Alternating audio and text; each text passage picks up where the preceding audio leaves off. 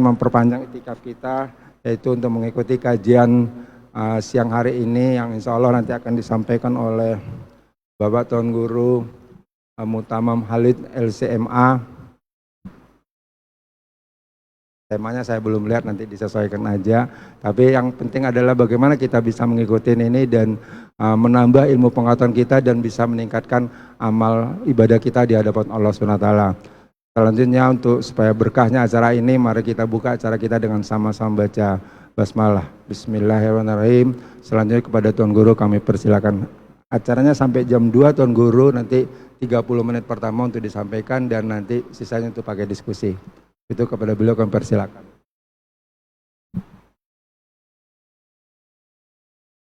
Assalamualaikum warahmatullahi wabarakatuh. Alhamdulillahilladzi ballaghana Ramadan wa hadana ila siyamihi wa qiyamihi wa anzala al-Qur'an wa hadana ila al-imani bihi wal amali bihi. Wassalatu wassalamu ala sayyidina Muhammadin wa ala alihi wa ashabihi wa tabi'ih ila yaumi liqa'ih. Amma ba'du. Bapak-bapak, ibu-ibu, saudara-saudari jamaah Masjid Hubbul Watan Islamic Center Nusa Tenggara Barat, shaimin shaimat, yang semoga kita semua mendapat rahmat dan ridha dari Allah Subhanahu wa taala. Semoga amal ibadah kita di sepanjang Ramadan 28 hari 28 malam 29 malam ya yang sudah kita lalui, semoga semuanya diterima oleh Allah Subhanahu wa taala. Istighfar kita dikabulkan, dosa-dosa kita diampuni, doa-doa kita harus yakin semuanya dijawab oleh Allah Subhanahu wa taala. Dan Allah mengundang kita, Bapak Ibu, mengundang kita. Cuma sering banyak di antara kita yang tidak merasakan undangan Allah itu. Melalui azan Allah mengundang kita untuk menuju rumahnya, laksanakan sholat 5 waktu. Dan puncaknya adalah ketika Allah mengundang kita menuju Darussalam, menuju surga. Ini yang Allah jelaskan di dalam surat Yunus ayat 25, kaitannya dengan apa yang menjadi tema kita pada hari ini.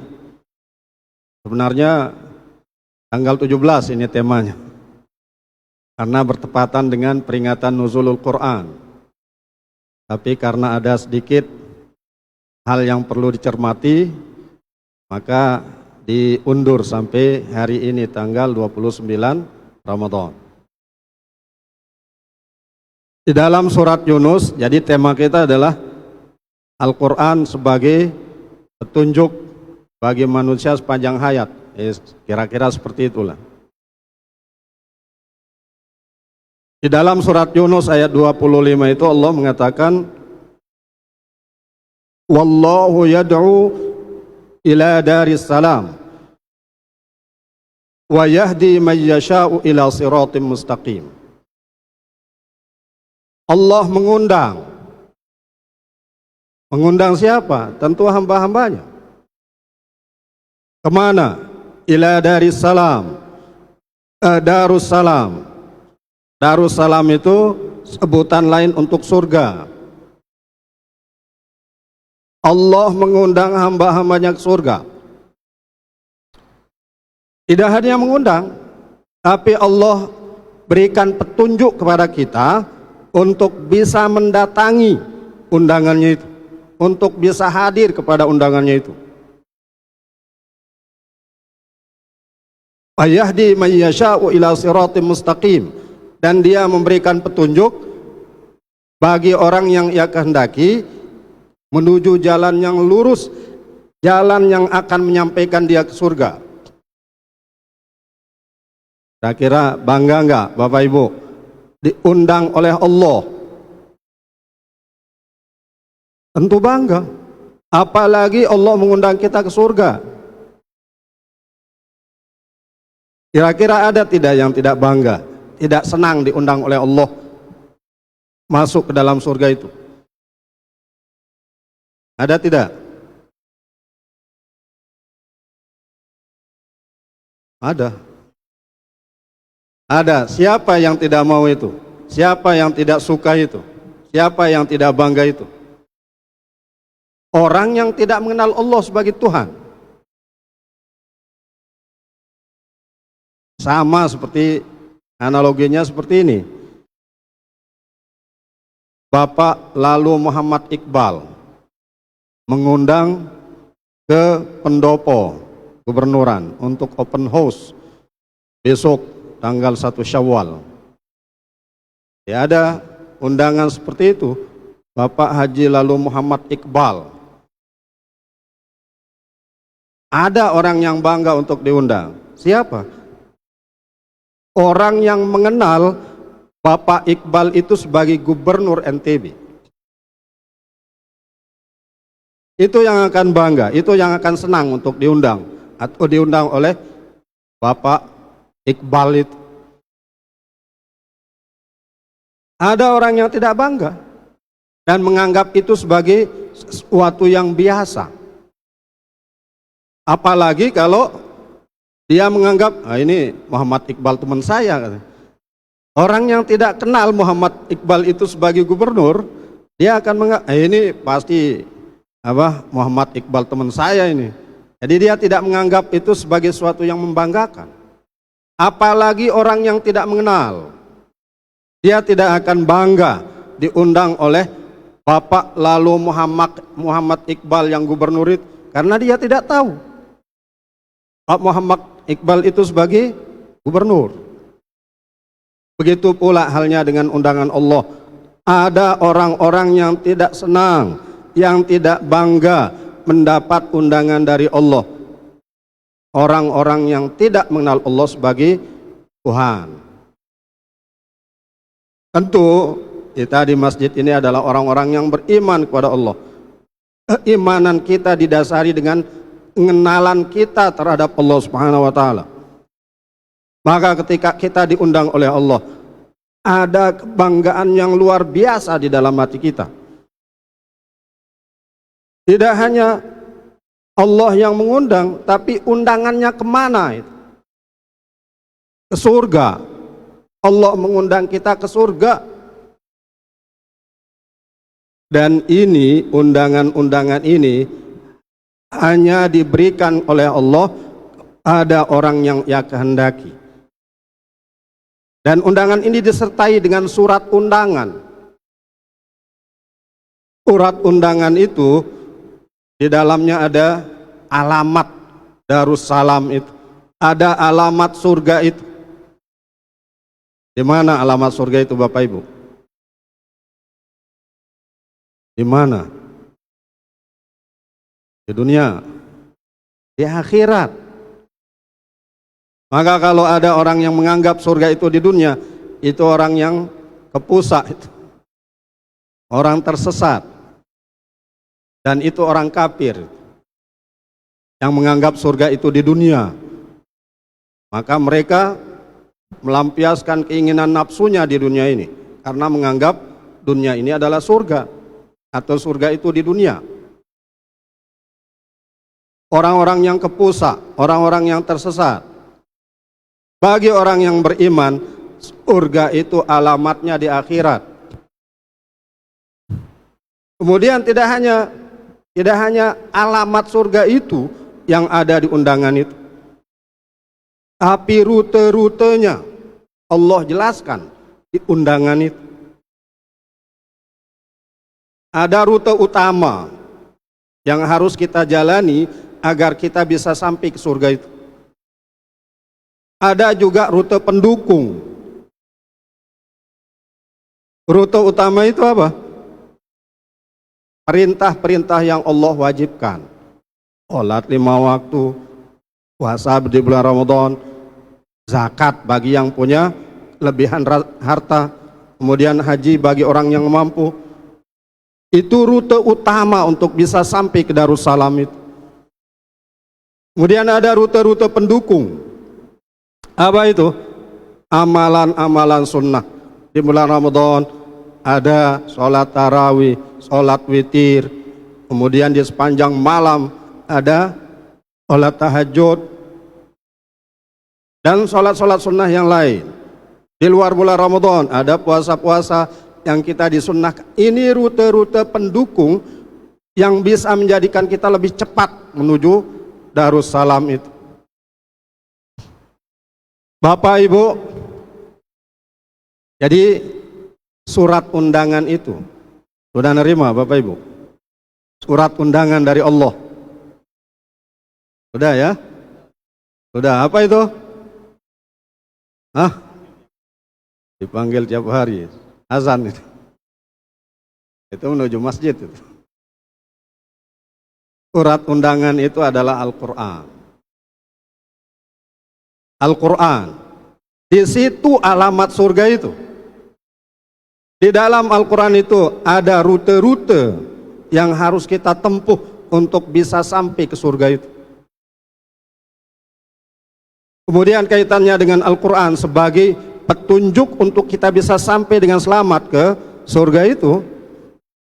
Tadi Allah mengatakan wa yahdi may yasha'u ila siratim mustaqim, dan dia memberikan petunjuk pada orang yang ia kehendaki menuju jalan yang lurus yang akan menyampaikan dia ke surga, ke Darussalam itu. Ada orang-orang yang Allah kehendaki, dan inilah yang Allah jelaskan di dalam surat Fatir ayat 32. Allah mengatakan umma awrathnal kitab alladhina astafaina min ibadina aminhum zalimun li nafsi wa minhum muqtasid wa minhum sabiqun bil khairati biiznillah. Kemudian kata Allah, kami wariskan Al-Quran itu kepada hamba-hamba kami yang kami pilih. Kami wariskan Al-Quran ada orang yang kami pilih dari hamba-hamba kami. Ini kita yang beriman kepada Al-Quran adalah orang-orang yang Allah pilih untuk mewarisi Al-Quran. Tapi orang-orang yang Allah pilih ini tidak semuanya sama. Tidak semuanya memperlakukan Al-Quran ini dengan baik. Allah jelaskan faminhum zalimul li nafsi, maka di antara mereka yang kami pilih untuk mewarisi Al-Quran itu ada yang zalim terhadap dirinya sendiri. Zalim itu artinya tidak memberikan hak Al-Quran. Orang-orang yang tidak memberikan hak Al-Quran ini yang zalim terhadap dirinya sendiri. Apa hak Al-Quran itu? Untuk dipelajari, dipelajari bacaannya, kemudian dipelajari maksud dan kandungannya, kemudian diamalkan dan didakwahkan. Kita bisa membaca Al-Quran, kita bisa memahami Al-Quran, kita amalkan Al-Quran, dan kita ajak orang lain untuk mengamalkan Al-Quran. Itu artinya kita memberikan Al-Quran haknya. Maka orang-orang yang tidak memberikan hak Al-Quran ini yang termasuk zalimun li nafsih.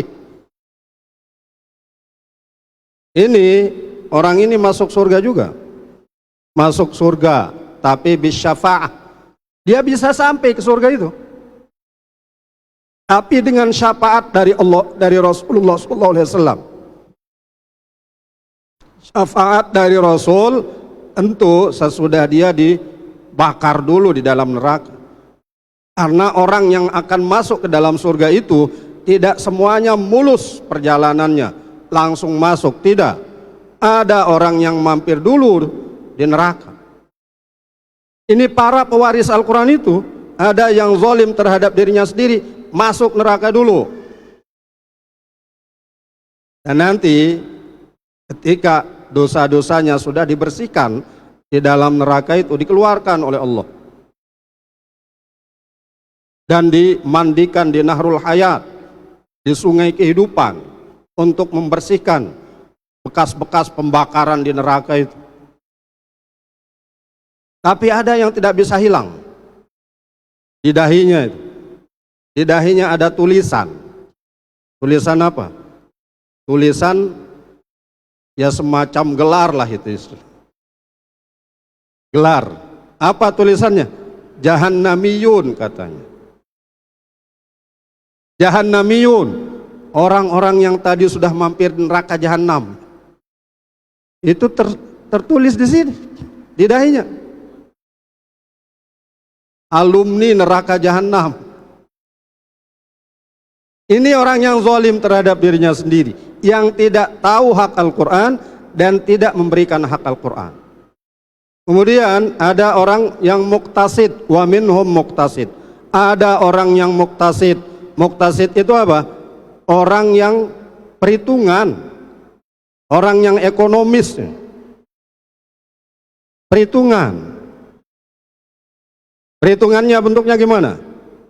Ini orang dia berusaha untuk memberikan hak Al-Quran, tapi dia perhitungan. Dia tahu hak-hak Al-Quran itu. Dia berusaha mempelajari cara baca Al-Quran. Dia berusaha untuk memahami isi kandungan Al-Quran. Perintah-perintah Allah yang ada di dalam Al-Quran, dia pahami, dia tahu. Larangan-larangan Allah yang ada di dalam Al-Quran juga dia tahu. Tapi dia milih-milih itu. Ketika melaksanakan perintah Allah, dia hanya ambil yang wajib-wajib saja. Jadi istilahnya kalau yang tadi itu, dia hanya menjalani rute utama. Yang dia kerjakan, yang dia laksanakan hanya perintah Allah yang wajib, yang sunnah tidak dilakukan. Kalau sholat, dia hanya sholat 5 waktu. Kalau puasa, dia hanya puasa Ramadan. Yang lain tidak. Ini yang muktasid, dia perhitungan. Begitu juga di dalam meninggalkan larangan, dia hanya meninggalkan yang haram. Yang makruh tetap dia lakukan. Kan ada yang dihukumi makruh itu rokok. Banyak ahlul hisab sini ya. Nanti akan dihisab, tapi ru'yah nanti itu.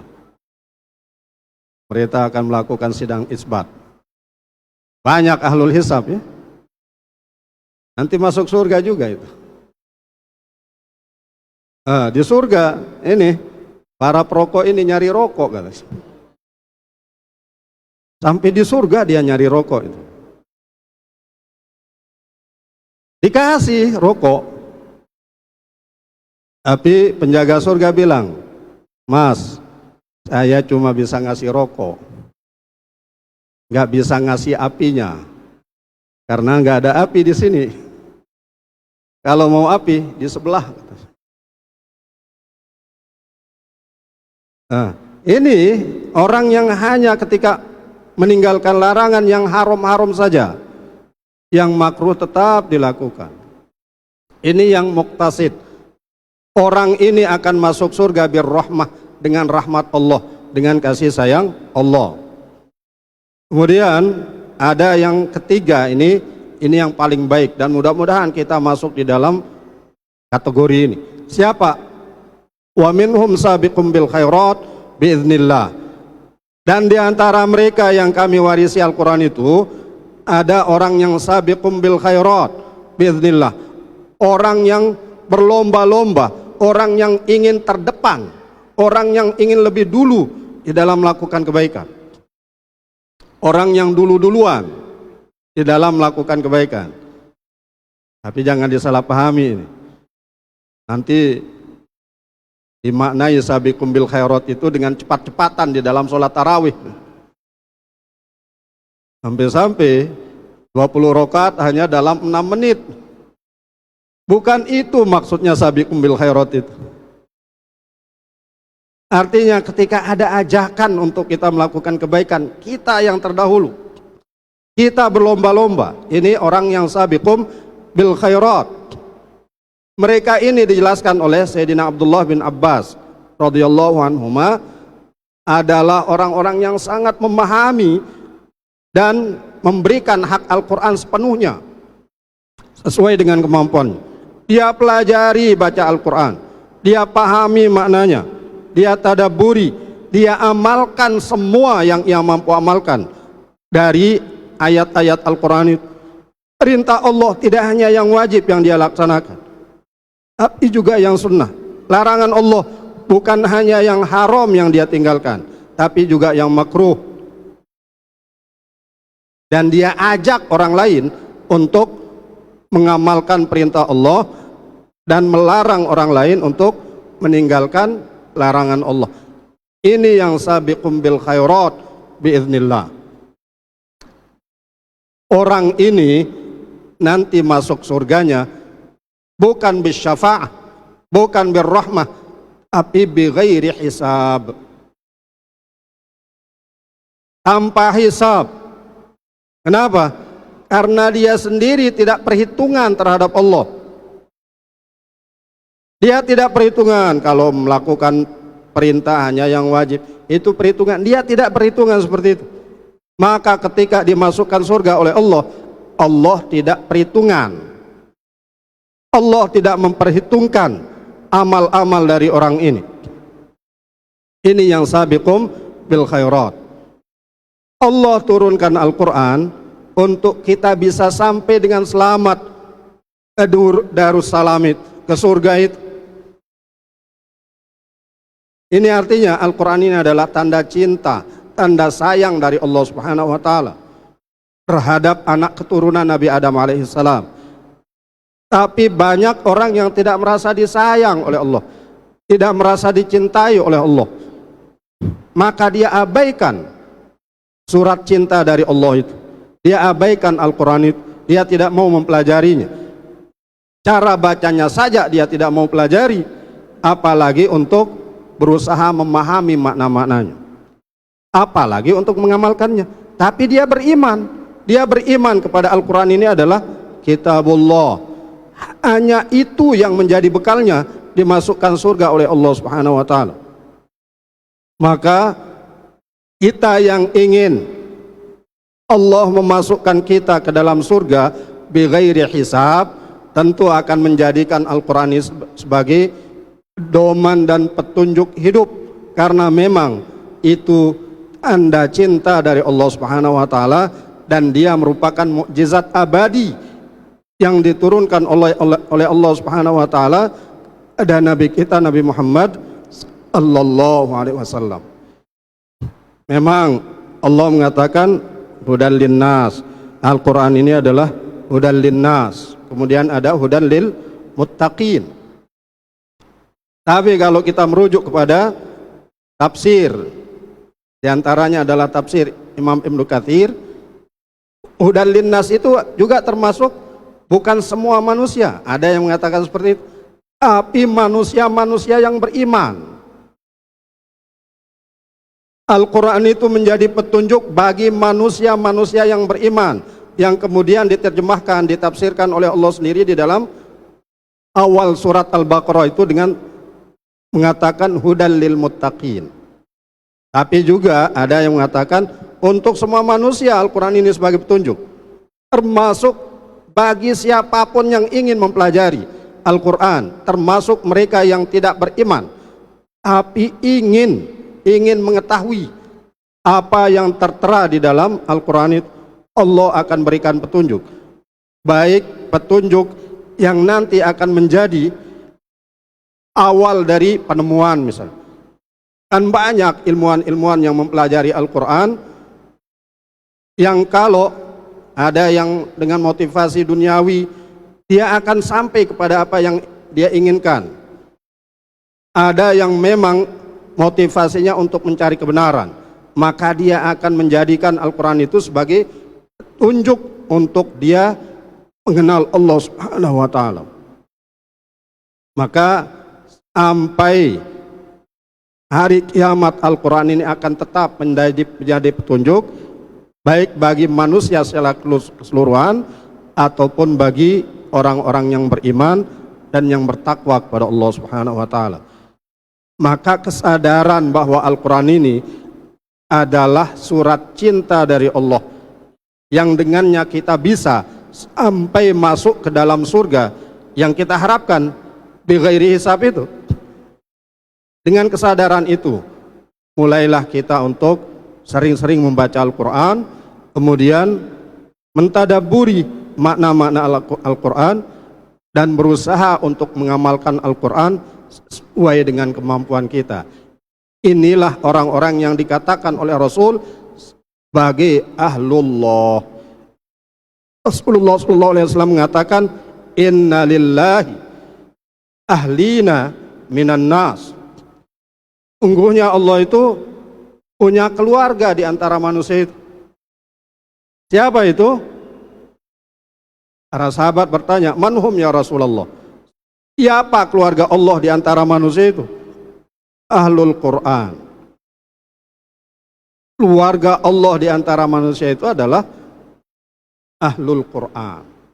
Orang yang menjadi keluarga Al-Quran. Artinya orang yang memberikan hak-hak Al-Quran. Ini adalah keluarga Allah. Dan tidak mungkin Allah akan mengazab keluarganya sendiri. Maka kalau kita ingin terhindar dari azab Allah, jadilah menjadi keluarga Allah Subhanahu wa Ta'ala dengan kita menjadikan Al-Quran sebagai keluarga kita. Mudah-mudahan dengan momentum Ramadan 1446 Hijriah ini, Allah makin menyadarkan diri kita bahwa kita butuh kepada petunjuk Allah Subhanahu wa Ta'ala, dan petunjuk Allah itu ada di dalam Al-Quran dan juga ada di dalam hadis Rasulullah SAW yang dijelaskan oleh para ulama, yang kita yakini apa yang dijelaskan oleh para ulama itu tidak bertentangan dengan apa yang dijelaskan oleh Rasulullah SAW pada para sahabat. Ini yang perlu disampaikan sebagai pengantar untuk dialog kita, mudah-mudahan bermanfaat, dan saya kembalikan kepada moderator.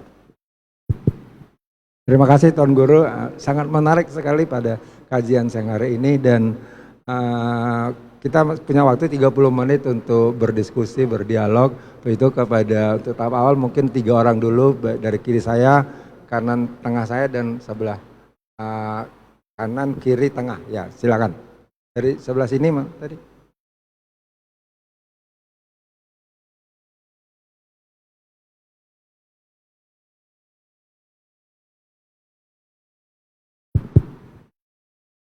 Bismillahirrahmanirrahim. Bismillahirrahmanirrahim. Assalamualaikum warahmatullahi wabarakatuh. Assalamualaikum warahmatullahi wabarakatuh.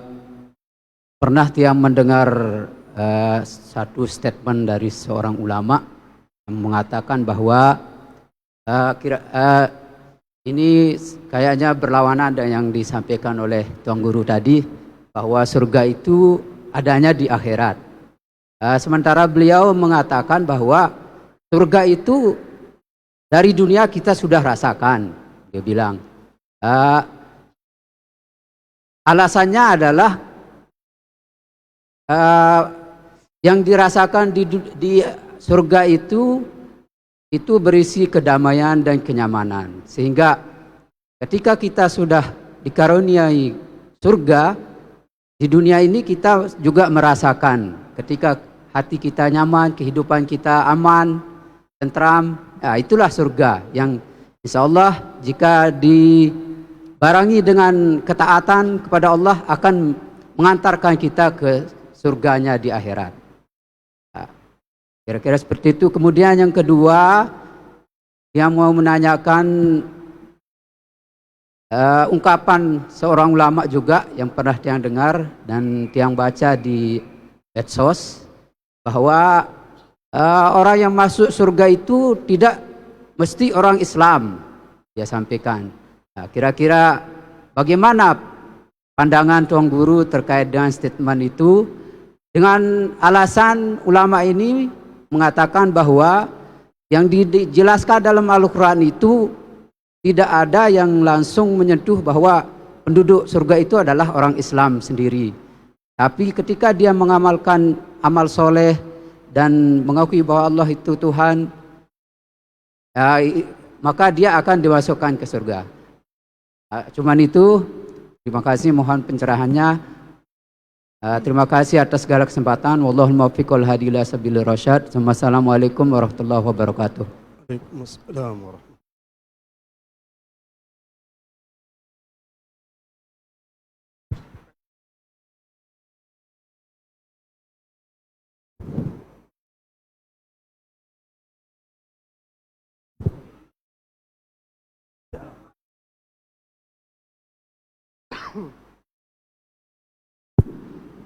Terima kasih. Assalamualaikum warahmatullahi wabarakatuh. Dari penjelasan Pak Doktor tadi, bahwa ternyata banyak orang Islam, dari penjelasan tadi ya, banyak orang Islam yang tidak memberikan hak-hak pada Al-Quran, bahkan zalim kepada Al-Quran. Kenapa? Karena persyaratannya tadi disebutkan ada 5 kalau tidak salah. Pertama, kita membaca Al-Quran. Kemudian yang kedua, kita memahami Al-Quran. Lalu kita mengamalkan isi Al-Quran. Lalu kita mensosialisasikan kepada masyarakat apa yang sudah kita pahami. Persyaratannya cukup banyak kan? Nah, kenapa saya bilang banyak kita yang menzolimi Al-Quran? Karena kita banyak tidak mampu tentang itu. Terutama misalnya kita mensosialisasikan isi Al-Quran. Kita memberitahu masyarakat tentang isi Al-Quran. Nah, kami ini tentu boleh jadi banyak yang tidak percaya, karena dianggap apa sih pengetahuannya saudara kok sampai memberitahukan kepada kami. Mungkin level-levelnya para tuan guru yang bisa memberikan sosialisasi kepada Al-Quran ini. Nah, dari situ saya berpikir, karena kemampuan kami ini terbatas, apakah orang-orang yang seperti ini tidak bisa masuk surga bighairi hisab? Nah, mohon pencerahan. Terima kasih. Assalamualaikum warahmatullahi wabarakatuh.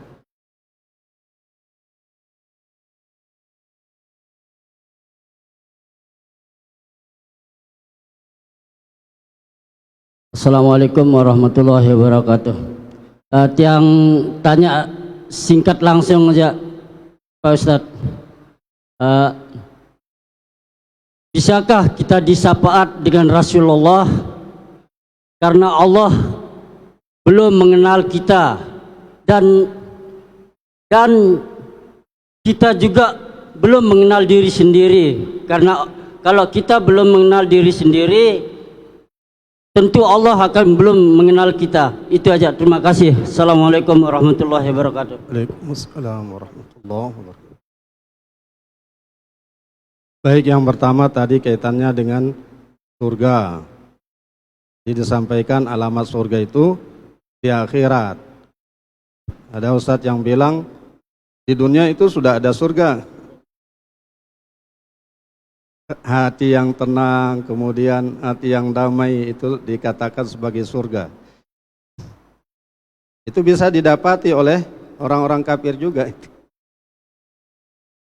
Bagaimana mereka tenang, bagaimana mereka, bahkan kalau ukuran surga itu adalah kesenangan dan ketenangan hati, maka lebih ini orang kafir daripada kita. Tentu yang dimaksud surga di sini adalah seperti yang dijelaskan oleh Rasulullah SAW, suatu yang di dalamnya ma la ainun ra'at wala udhunun sami'at wala khatara ala qalbi bashar. Yang di dalam surga itu suatu yang tidak pernah dilihat oleh mata, tidak pernah didengar oleh telinga, dan tidak pernah terlintas kenikmatan-kenikmatan surga itu di dalam hati kita. Ini adanya di akhirat. Kan di dunia memang ketenangan itu bisa kita dapati dengan berzikir kepada Allah Subhanahu wa taala, kita akan menjadi tenang. Tapi bukan surga, bukan itu yang dimaksudkan Darussalam itu. Bukan itu yang dimaksudkan dengan surga itu. Jadi surga yang nanti bahkan surga yang pernah ditinggali oleh Nabi Adam itu, ada yang mengatakan itu bukan surga yang akan dinikmati yang akan dimasuki oleh orang-orang yang beriman di akhirat nanti. Karena ada perbedaan surga yang ditinggali oleh Nabi Adam dengan surga yang ada di akhirat nanti. Apa bedanya? Di dalam surga yang ditinggali oleh Nabi Adam itu ada larangan. Dan Nabi Adam dikeluarkan karena melanggar larangan itu. Surga di akhirat nanti tidak ada larangan. Dan tidak ada orang yang dikeluarkan dari surga itu. Ini pendapat para ulama yang membedakan antara surga yang ditinggali oleh Nabi Adam itu dengan surga yang ada di akhirat nanti. Maka Darussalam yang dimaksudkan oleh Allah di dalam surat Yunus ayat 25 tadi adalah surga yang ada di akhirat, bukan semata-mata ketenangan hati, bukan. Kemudian yang kedua, kaitannya dengan bukan hanya orang Islam yang masuk surga. Di dalam sebuah riwayat Rasulullah SAW menjelaskan sebab turunnya, atau ini di dalam Al-Quran kan Allah mengatakan rubama yawaddul ladzina kafaru law kanu muslimin. Pasti orang-orang kafir itu akan berangan-angan, akan berharap apa? Kalau saja dulu mereka menjadi orang yang muslim. Ini di dalam sebuah riwayat Rasulullah SAW jelaskan. Nanti di dalam surga itu, di dalam neraka, kan tadi dikatakan ada umat Islam, umat Nabi Muhammad SAW yang dimasukkan ke neraka. Ini umat Islam yang masuk ke neraka ini diolok-olok oleh orang musyrikin, oleh orang Yahudi, oleh orang Nasrani. Apa bentuk olokan mereka? Kasihan kalian. Ternyata kalian masuk neraka juga sama seperti kami, katanya. Kalau begini ya mending kami. Dulu kami sudah senang hidupnya di dunia. Kalau sekarang kami masuk neraka, kami sudah pernah senang. Tapi kalian, dunia itu penjara buat kalian. Di dunia itu penjara untuk kalian. Kalau sekarang kalian di akhirat dimasukkan neraka juga, nggak ada senang-senangnya hidup kalian itu. Ya mending kami, katanya orang-orang musyrikin, orang-orang Yahudi, orang-orang Nasrani, orang-orang kafir itu. Allah dengar, Allah tahu, maka Allah perintahkan penjaga neraka untuk mengeluarkan si muslim ini dari neraka kemudian dimasukkan ke surga. Itu Jahannamiyun itu, alumni neraka Jahannam itu. Allah perintahkan, keluarkan itu si muslim itu dari neraka dan masukkan dia ke dalam surga. Itulah kemudian pada saat itu orang musyrik, orang Yahudi, orang Nasrani itu mengatakan laukanu muslimin, seandainya dulu di dunia mereka menjadi orang muslim, mereka akan dikeluarkan juga dari neraka itu. Ini Al-Quran yang menjelaskan. Apa dalil mereka mengatakan orang-orang non-muslim juga masuk surga itu? Mereka selalu bilang, itu kan dalam Al-Quran itu. Innal ladzina amanu wal ladzina hadu wan nasara was sabiun man amana billahi wal yaumil akhir fala khaufun alaihim walahum yahzanun. Memang disebutkan di sana orang yang beriman, orang Yahudi, orang Nasrani, orang Sabiin. Tapi yang akan la khaufun alaihim walahum yahzanun itu tetap syaratnya adalah man amana billahi wal yaumil akhir. Orang yang beriman kepada Allah dan hari akhir. Jadi Muslim itu adalah sebutan untuk setiap orang yang tunduk pada Allah Subhanahu wa taala, tunduk pada Allah. Tidak hanya dari umat Nabi Muhammad SAW, tapi juga semua umat Nabi yang Allah utus, semua umat para rasul yang Allah utus itu, ketika mereka tunduk kepada Allah, itulah yang disebut Muslim. Bukan mereka yang tunduk pada selain Allah, bukan mereka yang menyembah berhala. Dan itu jelas. Jadi jangan terpengaruh dengan pikiran-pikiran semacam itu. Itu nanti akan menggiring kita untuk menganggap semua agama itu sama. Menganggap semua agama itu benar. Kalau itu yang menjadi keyakinan kita, kita ingkar terhadap apa yang Allah jelaskan. Inna dina indallah al-Islam. Kemudian di ayat yang lain Allah mengatakan wa may yabtaghi ghairal islami dina alay yuqbala minhu. Siapa saja yang mencari agama selain Islam, Allah tidak akan terima. Itu dari penanya pertama. Kemudian yang kedua, kaitannya dengan memberikan hak Al-Quran. Jadi ada tiga kategori para pewaris Al-Quran. Ada yang zalim, ada yang muktasid, ada yang sabiqum bil khairat. Kalau tadi dikatakan di antara ciri sabiqum bil khairat itu, dia selain dia memahami, bisa membaca Al-Quran, memahami Al-Quran, mengamalkan Al-Quran, dia mengajak orang lain untuk mengamalkan Al-Quran. Ini bukan hanya tugas para tuan guru, bukan hanya tugas para ustadz. Saling mengajak itu, mungkin kalau mengajar, ya butuh ilmu. Tapi untuk mengajak, itu sedikit ilmu saja yang kita tahu, kita punya kewajiban untuk menyampaikannya. Itu bisa dilakukan oleh siapapun. Berdakwah itu bisa dilakukan oleh siapapun. Mengajak orang lain itu bisa dilakukan oleh siapapun, asalkan dia sendiri sebelum mengajak, mengamalkan apa yang akan dia ajak orang lain melakukannya itu. Dan Rasulullah mengatakan marra'a minkum, misalnya kaitannya dengan ingkarul mungkar. Siapa saja di antara kalian yang melihat kemungkaran, maka hendaklah ia merubahnya dengan tangannya. Kalau tidak mampu dengan tangan, dengan lisannya. Kalau tidak mampu dengan lisan, dengan hatinya. Kita mengingkari itu dengan hati. Jadi ada pilihan untuk kita mengambil bagian di dalam dakwah itu. Para tuan guru, para ustadz mungkin menyampaikan seperti ini.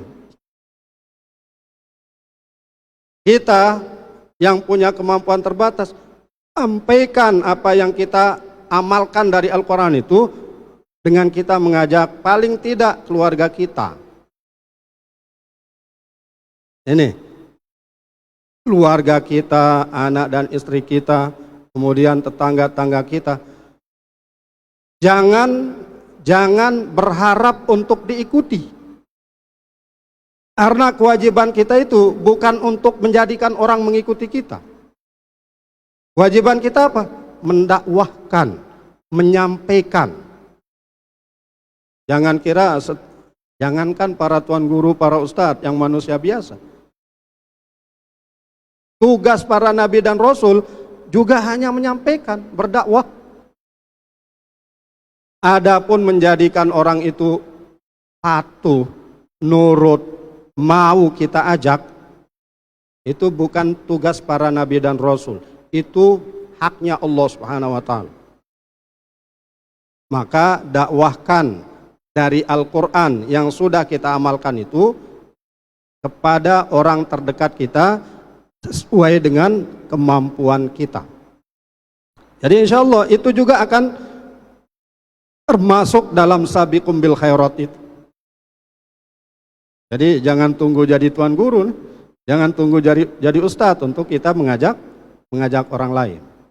Kita bisa melakukan itu sesuai dengan kapasitas dan kemampuan kita. Kemudian tadi yang ketiga tentang bagaimana seorang bisa mendapatkan syafaat dari Rasulullah SAW sementara kita tidak dikenal oleh Allah. Jadi syarat untuk mendapatkan syafaat itu lain kita beriman kepada Allah Subhanahu wa taala, kita juga beriman kepada kerasulan Nabi Muhammad sallallahu alaihi wasallam. Dengan kita beriman inilah kita dikenal oleh Allah Subhanahu wa taala. Jadi ada daftar nama kita. Ini istilahnya ketika kita bersyahadat itu sama artinya kita mendaftarkan diri sebagai hamba Allah yang nanti akan dimasukkan surga oleh Allah Subhanahu wa taala.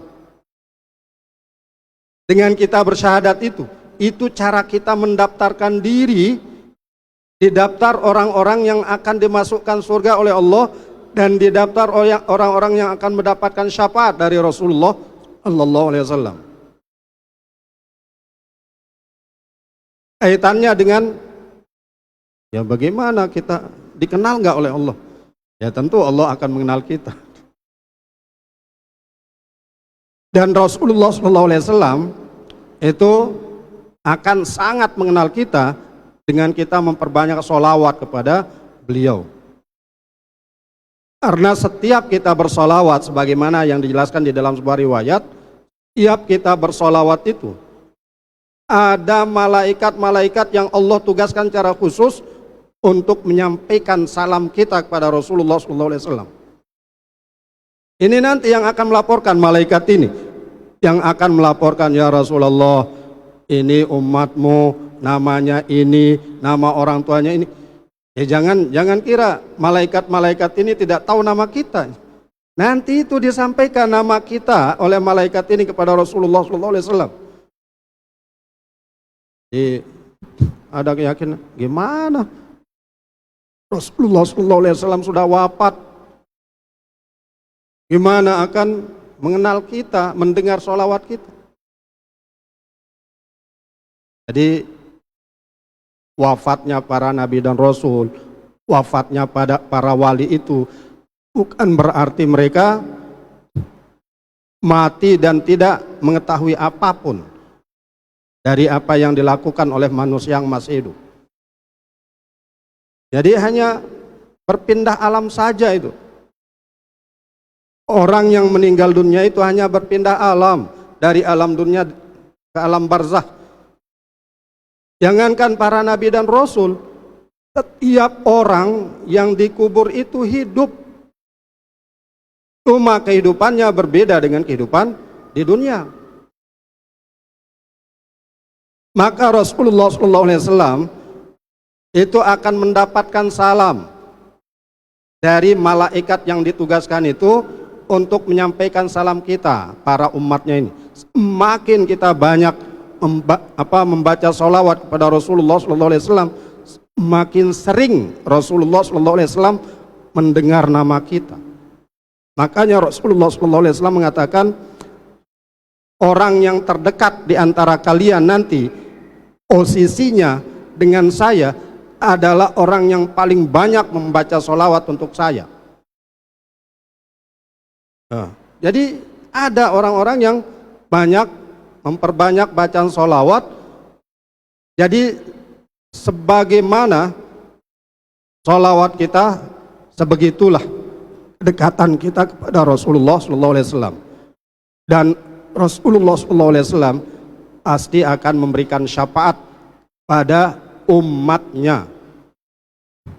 Bagaimanapun umat itu, termasuk umat-umatnya yang pendosa, bahkan pelaku dosa besar. Lama dia tetap menjadi umat Nabi Muhammad SAW, maka dia akan mendapatkan syafaat dari Rasulullah sallallahu alaihi wasallam. maka keimanan kita kepada Allah dan kepada Rasulullah SAW itu yang akan menjadikan kita mendapatkan syafaat di akhirat nanti. Allahu a'lam. Ini dulu satu. Bismillahirrahmanirrahim. Assalamualaikum warahmatullahi wabarakatuh.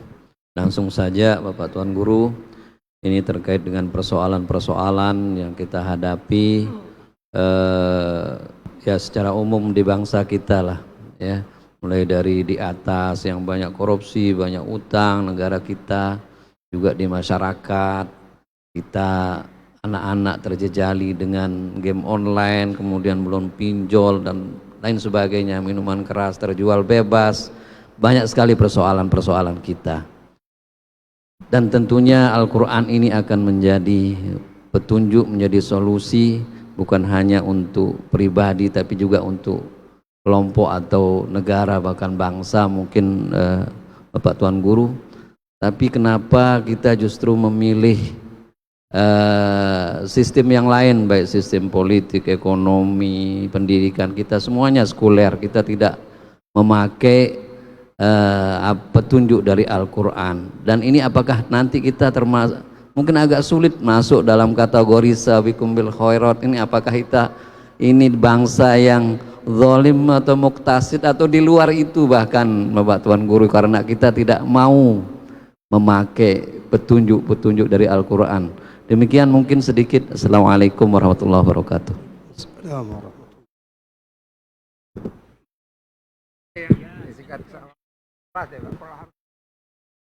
Terima kasih Tuan Guru. Yang mau nanyakan masalah yang makruh. Kebetulan dulu yang sering ikut kajian rutin di salah satu Tuan Guru, beliau menyampaikan bahwa makruh itu sesuatu yang dibenci sesungguhnya. Kira-kira begitu kan ya.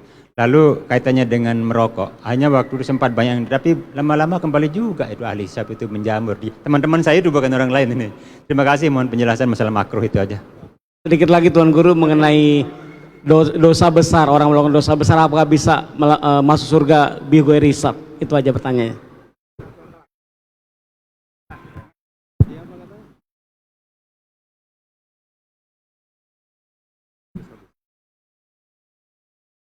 Terakhir mungkin ada bisa ada terakhir. Bismillahirrahmanirrahim. Assalamualaikum warahmatullahi wabarakatuh. Terima kasih Ampura Tuan Guru. Masalah tadi sudah jelas, adalah pertanyaan yang tadi, masalah Al-Quran itu adalah sumber segala hukum gitu. Petunjuk bagi umat manusia. Tetapi sedangkan di dalam Al-Quran itu membahas masalah, kebanyakan yang dibahas masalah hukum gitu. Tetapi kita untuk menerapkan masalah hukum itu banyak yang kita, terutama masalah hukum, sedangkan hukum itu adalah perintah, hukum qisas. Ini jarang kita laksanakan gitu ya. Dan tidak pernah kita dengar itu di umat Islam kita yang ada di negara kita ini begitu. Tapi kalau negara-negara Islam itu ada. Sedangkan itu adalah perintah wajib hukumnya gitu. Mohon pencerahannya. Terima kasih. Assalamualaikum warahmatullahi wabarakatuh. Makruh itu suatu yang dibenci. Baik, jadi kaitannya dengan negara kita yang tidak menggunakan sistem yang diajarkan dalam Al-Quran dan hadis. Yang pertama yang harus kita ingat supaya kita tidak frustrasi lah dengan kondisi negara kita saat ini, yaitu bahwa tahapan-tahapan sampai nanti pada akhirnya umat Islam ini akan betul-betul menjadikan Al-Quran sebagai sumber kehidupannya, termasuk di dalam sistem bernegara. Ini harus kita lalui. Jadi kondisi di mana sistem tidak merujuk kepada Al-Quran, tidak merujuk kepada hadis ini adalah tahapan yang harus dilalui oleh umat manusia. Dan apa yang kita hadapi sekarang baik di negara kita sendiri ataupun secara global di dunia. Ini akan mungkin sekarang kita menganggapnya gelap karena ada tagar Indonesia gelap. Nah, kabur aja dulu karena ada sebagian dari bangsa Indonesia yang memang frustrasi dengan kondisi negara ini.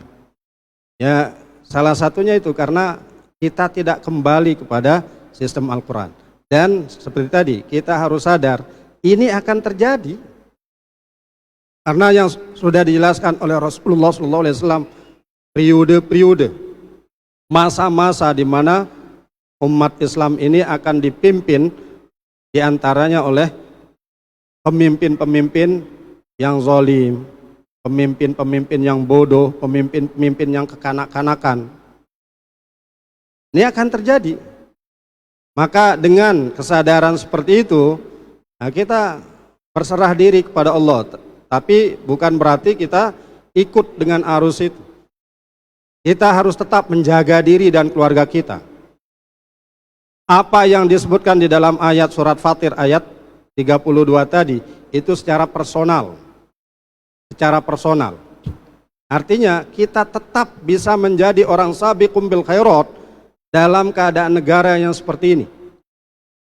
Kita tetap bisa mengusahakan diri menjadi orang-orang yang akan dimasukkan surga oleh Allah bighairi hisab dalam keadaan bangsa seperti ini.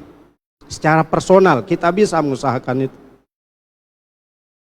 Nanti pada saatnya menjelang hari kiamat Imam Mahdi sudah muncul, Nabi Isa sudah diturunkan, maka di situ Al-Quran betul-betul dijadikan sebagai sumber hukum. Dan tadi pertanyaan tentang kisos itu akan diberlakukan. Nabi Isa alaihissalam itu ini juga menyinggung apa yang dikatakan tadi tentang umat Nasrani. Kalau mereka menganggap diri sebagai umat Nabi Isa alaihissalam, apapun syariat Nabi manapun sesudah diutusnya Rasulullah SAW itu sudah tidak berlaku lagi. Yang harus diamalkan adalah syariat Nabi Muhammad SAW. Maka Nabi Isa alaihissalam ketika diturunkan nanti, beliau akan melaksanakan syariat Nabi Muhammad SAW. Tidak akan melakukan syariatnya sendiri. Jadi Nabi Isa itu akan berhukum dengan hukum yang diajarkan di dalam ajaran Nabi Muhammad SAW. Dan ini pasti akan terjadi. Kapan? Ya kita berdoa semoga kita bisa mengalami itu. Mengalami bagaimana dunia ini dipimpin dengan sistem yang diambil dari Al-Quran dan hadis. Yang akan menciptakan betul-betul Islam ini rahmatan lil alamin. Itu pasti akan terjadi. Kalau sekarang kita masih dalam kondisi seperti ini, ya karena itu tadi, karena kita belum kembali kepada apa yang diajarkan oleh Allah, apa yang diajarkan oleh Rasulullah SAW. Jadi secara kenegaraan kita memang zalim. Kita memang zalim terhadap Al-Quran. Tapi secara pribadi-pribadi kita bisa mengusahakan diri menjadi orang yang sabiqun bil khairat. Kemudian memang yang kedua tadi, makruh itu secara artinya sesuatu yang dibenci. Sesuatu yang dibenci. Tapi ini secara fikih. Secara fikih itu kan makruh itu kalau dilakukan tidak dapat dosa, tapi ditinggalkan dapat pahala. Ada yang mencontohkan itu rokok. Rokok. Tapi banyak orang yang suka rokok. Berarti dia bukan suatu yang makruh, tapi yang mahbub. Suatu yang dicintai. Makruh yang dimaksud di sini adalah makruh secara hukum. Jadi ya memang tergantung si perokok itu. Kalau mau berhenti, ya bisa saja. Ada Tuan Guru di Lombok Utara. Dia perokok berat. Itu sehari itu bisa 2-3 bungkus habis. Tapi dia bisa berhenti merokok. Caranya bagaimana? Haramkan rokok itu untuk diri sendiri. Kan para perokok ini maunya saja itu, tapi tidak sungguh-sungguh. Haramkan rokok itu untuk diri sendiri. Maka insya Allah itu akan bisa. Jadi makruh yang dimaksud ini bukan secara terjemahan makruh suatu yang dibenci, tapi secara hukum. Jadi mudah-mudahan kita bisa termasuk orang yang sabiqum bil khairat. Secara pribadi kita bisa mengusahakan itu, walaupun secara kenegaraan negara ini termasuk zalimun li nafsihi. Wallahu a'lamu bissawab. Ya. Nah. Jadi Rasulullah SAW mengatakan ba'ati li ahlil kabairi min ummati. Syafaat saya itu untuk pelaku dosa besar dari kalangan umat saya. Makanya tadi yang zalimun li nafsi itu pelaku dosa besar. Yang tidak mengetahui hak-hak Al-Quran dan tidak memberikan hak Al-Quran, itu pelaku dosa besar. Dia akan masuk surga bisyafa'ah, itu bukan bighairi hisab, tapi bisyafa'ah, dengan syafaat Rasulullah SAW. Kalau bighairi hisab itu saja, kecuali kalau memang ketika dia masih hidup dia tobat dan berusaha untuk orang yang menjadi orang yang sabiqum bil khairat. Tapi tetap saja akhirnya dia menjadi orang yang sabiqum bil khairat, tidak dikategorikan sebagai pelaku dosa besar lagi. Tapi pelaku dosa besar yang sampai meninggal dunianya tetap melakukan dosa besar, tidak bertobat, maka tidak akan dimasukkan surga bighairi hisab itu. Dia akan masuk surga bisyafa'ah, dengan syafaat dari Rasulullah sallallahu alaihi wasallam. Allahu a'lam bissawab. Terima kasih Tuan Guru, sangat menarik sekali kajian pada siang hari ini. Tadi dicontohkan bagaimana dengan undangan Allah. Nah, kalau kita biasanya tiap lebaran itu gubernur juga mengundang kita open house tuh semua masyarakat, tapi tidak semua orang hadir ke situ, mau hadirkan. Nah, harapannya semoga kita yang hadir di sini nanti satu aja yang di poinnya yang kita ingat dari yang disampaikan tadi adalah baca Al-Quran aja, baca Al-Quran lebih banyak, dan sehingga kita senang dengan undangan Allah untuk masuk surga. Demikian acara kita pada siang hari ini. Terima kasih atas kehadirannya, atas partisipasinya, dan mohon maaf jika ada hal kekurangannya. Mari kita tutup dengan sama-sama baca hamdalah, alhamdulillah rabbil alamin. Sekian, terima kasih. Wassalamualaikum warahmatullahi wabarakatuh. Sallallahu rabbuna ala nuril mubin Ahmad al-Mustafa Sayyidil mursalin wa ala alihi wa sahbihi ajma'in wa ala alihi wa sahbihi